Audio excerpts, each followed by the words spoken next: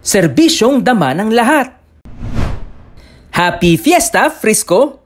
Nakiisa ang mga opisyal ng pamahalaang lungsod sa pangunguna ni Mayor Joy Belmonte sa ika-71 Fiesta Mass ng Basilica Minore de San Pedro, kung saan nagsilbing Hermana Mayor ang alkalde.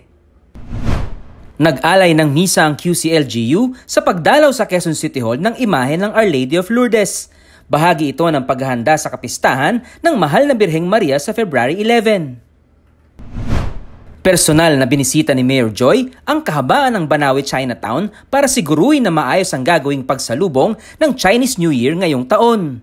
Kasado na ang iba-ibang aktibidad gaya ng QC Chinatown Heritage Tour, Food, Arts and Craft Fair, Float Parade at performances mula sa local groups and celebrities.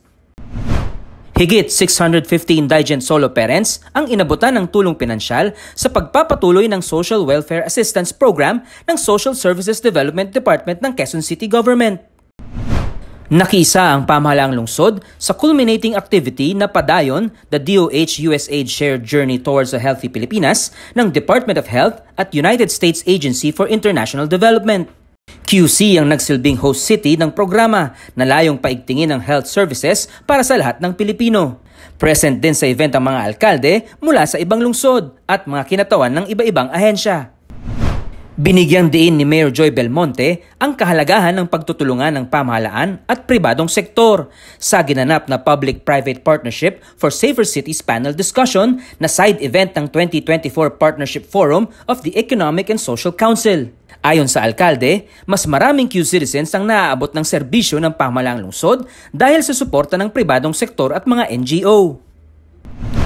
All set na ang idaraos na General Assembly ng Philippine Federation of Local Councils of Women.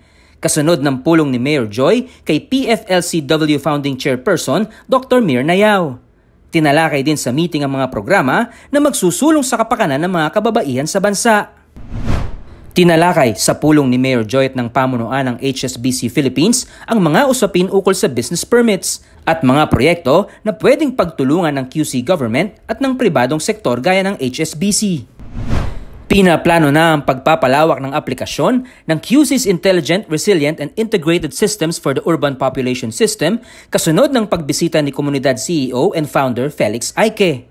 Ang komunidad ang tumulong sa QC-LGU para mabuo ang iRise Up na ginagamit bilang monitoring system na nagbibigay ng maagang babala sa mga komunidad sa QC kapag may mga kalamidad gaya ng baha o lindol. Good news sa mga job order at contractual employee ng pamahalaang lungsod dahil magiging miyembro na sila ng Social Security System kasunod ng pagpirma ng Memorandum of Agreement ng QC Government at SSS para ipatupad ang Kasangga Collect Program. Dahil dito, magiging kwalipikado na mga empleyado sa mga benepisyo at pautang ng SSS. Pinarangalan si Mayor Joy ng Outstanding Volunteers Award 2024 ng Students' Actions Vital to the Environment and Mother Earth Movement Incorporated. Dahil sa iba-ibang inisyatibo na ipinatutupad sa lungsod gaya ng mga programa para protektahan ang human rights, climate action at gender equality.